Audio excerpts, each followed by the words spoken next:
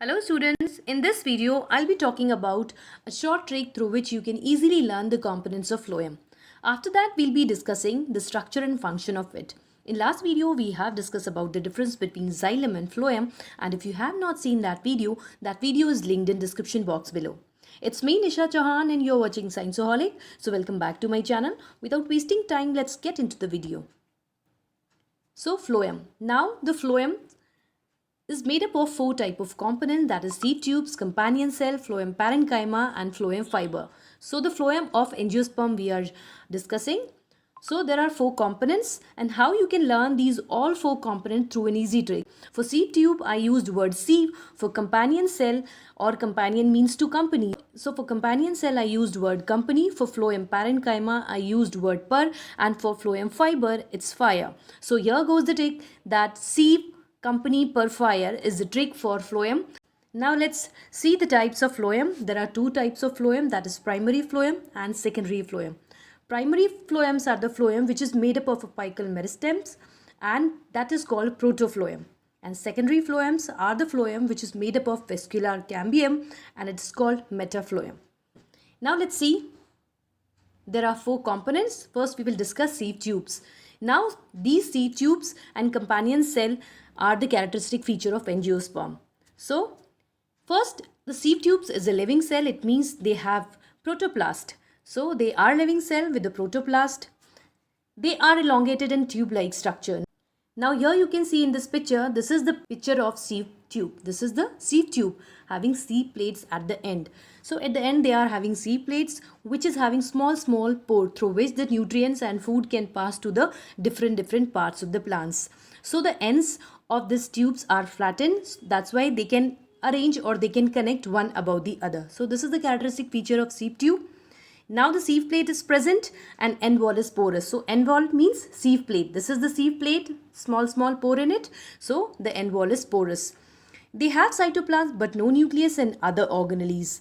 These sieve tubes have cytoplasm but they don't have nucleus and other organelles. So they can't produce their own ATP. So for ATP they are depending on companion cell that we will discuss later.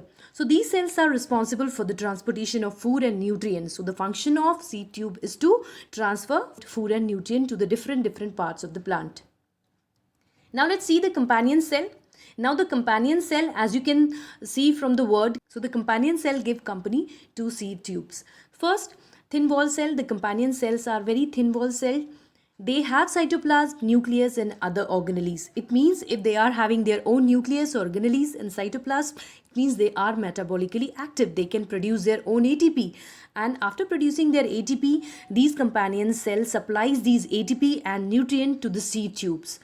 Now these companion cells associated with the sieve tube, because of this association, they work together. Now sieve tube and companion cells are connected via plasmodesmata. Now as you can see in the first image, that is companion cell, this is the companion cell and this is the plasmodesmata. So these companion cell and tubes are connected through plasmodesmata. Through plasmodesmata they can transfer their foods and nutrient to the different cell. Now they perform the task required for sieve cells for living. Now the sieve cells don't have nucleus, so for the sieve cells they are performing the task. So companion cells are giving company to the cells. Now here you can see in the second image that these red color arrows shows the sieve tubes, and this yellow color, this small one showing companion cells. So this is the TS of any plant. Here you can see these are the red color, these are sieve tubes, and yellow colors are the companion cell. So this is about companion cell. They are the living cell.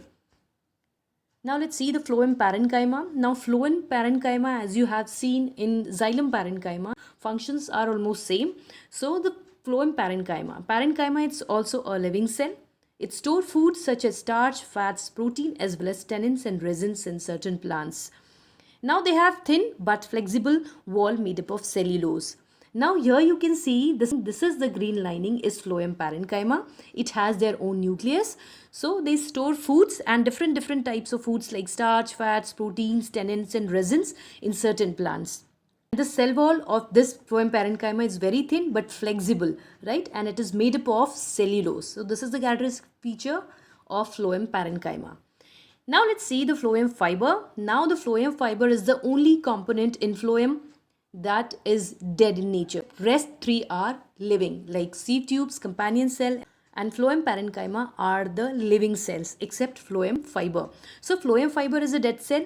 It means they doesn't have any nucleus, cytoplasm, nothing. So dead cell.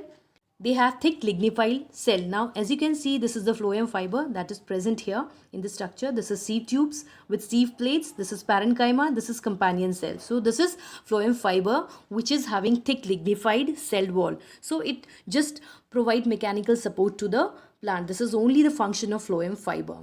So this is all about phloem. If you like this video, don't forget to hit the like button and do subscribe this channel Scienceaholic for more tricks and tips.